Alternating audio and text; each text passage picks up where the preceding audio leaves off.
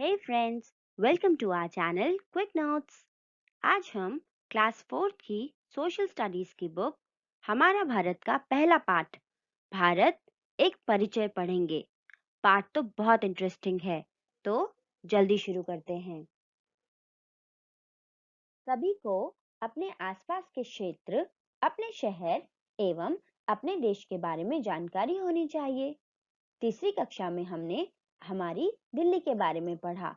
अब हम अपने देश भारत के बारे में जानेंगे। भारत एक बहुत बड़ा देश है। यदि हम बड़े आकार को आधार बनाएं तो विश्व में हमारा देश 7वें नंबर पर आता है। संसार के नक्शे में भारत को देखिए। इस विशाल देश को जानने एवं समझने के लिए सबसे पहले मानचित्र की आवश्यकता होती है। भारत को ही नहीं वरन पृथ्वी के विभिन्न शहरों, देशों, सागरों, नदियों आदि के बारे में जानने के लिए मानचित्र बनाए जाते हैं।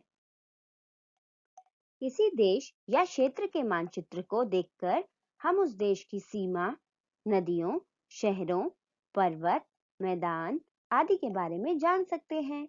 इसके लिए हमें मानचित्र को पढ़ना आना चाहिए। मानचित्र पर कुछ संकेत बने होते हैं। उन संकेतों को देखकर हमें पता चलता है कि कहाँ शहर है, कहाँ नदी, मैदान या पर्वत है।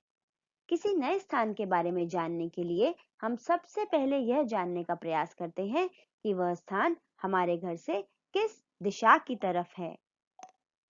इसीलिए हम सबसे पहले दिशाओं को समझते हैं। मानचित्र में दिशाएं अवश्य दिखाई जाती हैं। अधिकतर मानचित्रों में उत्तर दिशा ही दिखाई जाती है। तीर की नोक से उत्तर दिशा दिखाते हैं।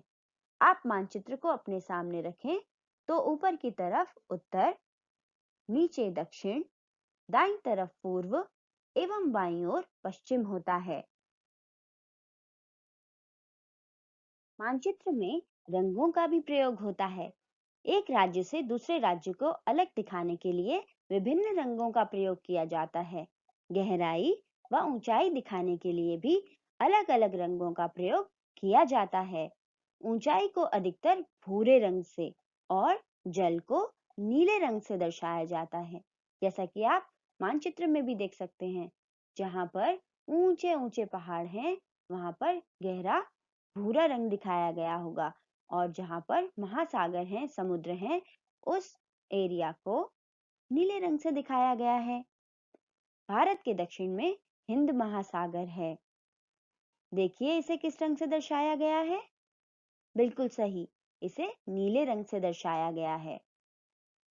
भारत के दक्षिणी भूभाग के दोनों तरफ कौन-कौन से सागर हैं?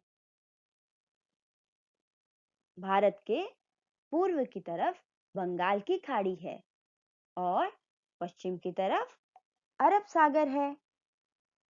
भारत के उत्तर में पर्वतों की एक श्रृंखला है। एक बहुत बड़ी पर्वतमाला है। उसे बोलते हैं हिमालय पर्वत। ये तो आप सब जानते ही हैं। भारत में कई नदियां भी बहती हैं। गंगा यमुना नदियों के नाम तो आपने सुने ही होंगे। इसके अलावा भी भारत में कई बड़ी-बड़ी नदियां बहती हैं। भारत में कुल 28 राज्य और 8 केंद्र शासित प्रदेश हैं। इनके नाम आप मानचित्र में भी देख सकते हैं। इन राज्यों की अपनी विशेषताएं हैं। इनमें विभिन्न भाषाएं बोली जाती हैं, जैसे पंजाब में पंजाबी, महाराष्ट्र में मराठी, पश्चिम बंगाल में बंगला, केरल में मलयालम और तमिलनाडु में तमिल। दिल्ली को तो विशेष दर्जा प्राप्त है। भारत में सभी धर्मों के लोग जैसे हिंदू, मुस्लिम, सिख, ईसाई, बौद्ध, जैन, पारसी आदि सभी मिलकर रहते हैं। इस तरह मेरा प्यारा भारत अनेकता में एकता का देश है। तो यहाँ पूरा होता है पहला पार्ट। Thanks for watching. और इसी इंटरेस्टिंग तरीके से दूसरा पार्ट भी पढ़ने के लिए करें like, share and subscribe and take care.